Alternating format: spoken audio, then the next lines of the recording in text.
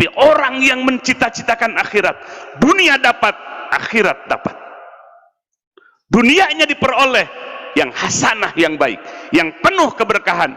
Tentu akhiratnya adalah surga sebagai ma'wa, tempat tinggalnya. Jangan jadikan dunia ini sebagai ma'wa, jangan jadikan dunia ini sebagai tempat tinggal kita, tapi dunia inilah tempat yang akan kita tinggalkan. Itulah orang yang mencita-citakan akhirat di dalam qalbunya. Allahu Akbar, Allahu Akbar, Allahu Akbar, walillahil hamd. Inilah poin yang pertama dalam proses suluk perjalanan batin kita menuju kepada Allah Subhanahu wa ta'ala. Betapa pentingnya kita untuk memeriksa kolbu kita, untuk mengintrospeksi kolbu kita. Ada apa dalam kolbu kita? Kalau dalam kolbu kita banyak dunia dan makhluk, maka akan gelap kolbu kita dari beribadah kepada Allah Subhanahu wa ta'ala. Kolbu kita menjadi kolbun mayit, menjadi kolbu yang mati.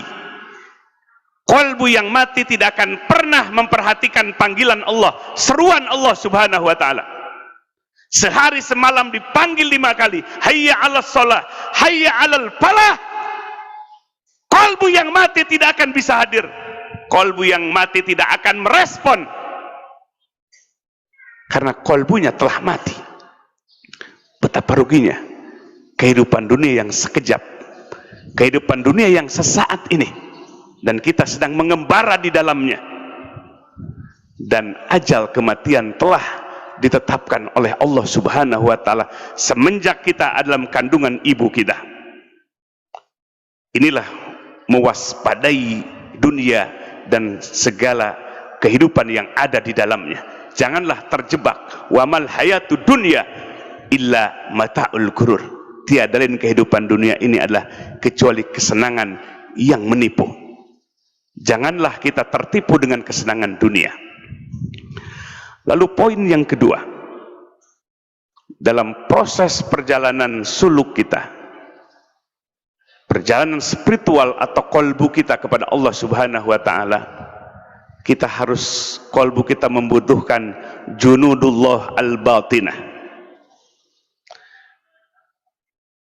Kolbu membutuhkan pasukan-pasukan tentara-tentara Allah yang batin untuk membangkitkan kolbu kita senantiasa istiqomah, konsisten menghadap kepada Allah dan hari akhirat, serta berpaling dari jebakan dunia dan makhluk.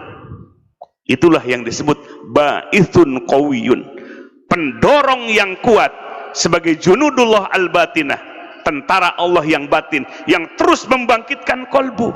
Di saat kolbu kita jatuh, ada yang membangkitkan. Di saat kolbu kita lemah, ada yang mendorong. Inilah karunia yang besar, karunia yang besar.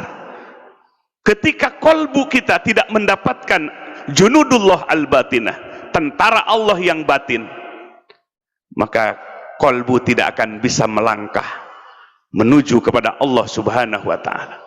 Bagaimana tipsnya? Yang pertama adalah suhbatul akhyar. Berkumpullah, carilah komunitas orang-orang pilihan, orang-orang baik. Jangankan biarkan diri kita dalam komunitas yang rusak, karena kita akan terpengaruh di dalamnya. Carilah kelompok, carilah komunitas.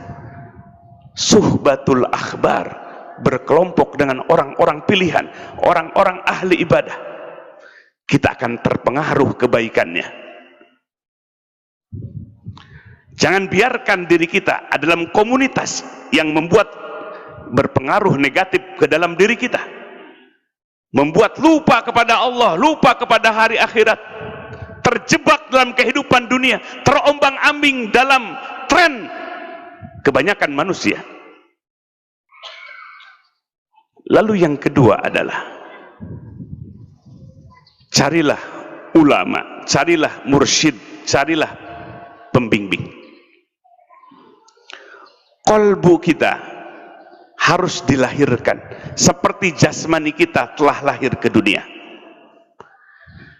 Imam Ibnu Qayyim Al-Jauziyah dalam kitab Madarijus Salikin, ada dua kelahiran bagi manusia.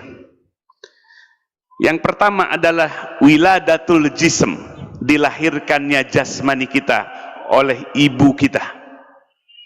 Terlahir ke dunia jasmani kita, lalu orang tua kita membesarkan kita sampai hari ini.